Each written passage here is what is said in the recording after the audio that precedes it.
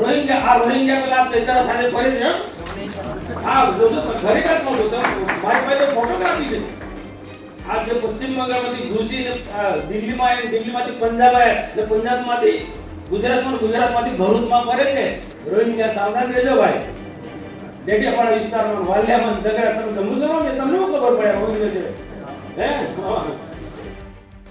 લોકસભા ચૂંટણી આવતા જ નેતાઓની નિવેદનબાજી શરૂ થઈ ચૂકી છે। એક બાજુ આયારામ ગયારામની નીતિ ચાલે છે તો બીજી તરફ વાણી વિલાસ પણ શરૂ થઈ ચૂક્યો છે।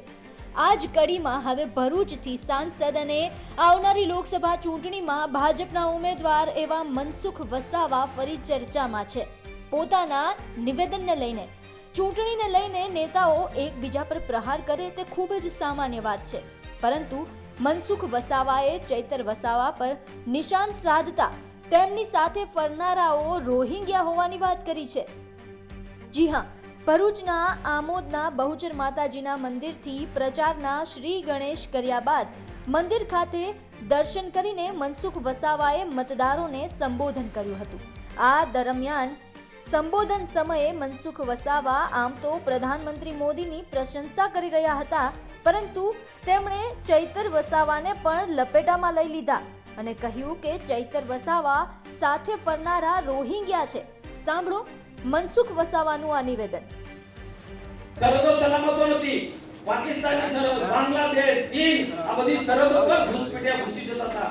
પશ્ચિમ બંગાળમાંથી કેવાય કે લોકો રોહિંગ્યા પેલા તેતરા સાથે ફરે છે હા જો ઘરે કાટ નો તો મારી પાસે ફોટોગ્રાફી છે આ જે પશ્ચિમ બંગાળમાંથી ઘૂસીને દિલ્હીમાં આવે દિલ્હીમાંથી પંજાબ આવે એટલે પંજાબમાંથી ગુજરાતમાંથી ભરૂચમાં ફરે છે રોહિંગ્યા સાવધાન રહેજો ભાઈ ડેડિયાપાડા વિસ્તારમાં વાલિયામાં ઝઘડા તમે મુસલમાન ને તમને ખબર પડે રોહિંગ્યા હે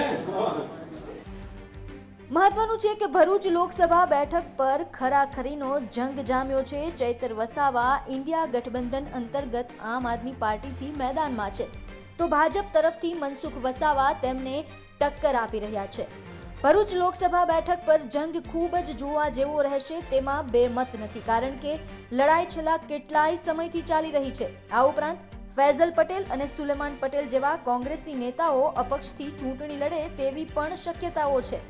ત્યારે આ લડાઈમાં હવે મનસુખ વસાવાના આ નિવેદનનો જવાબ ચૈતર વસાવા શું આપે છે તે જોવું રહ્યું।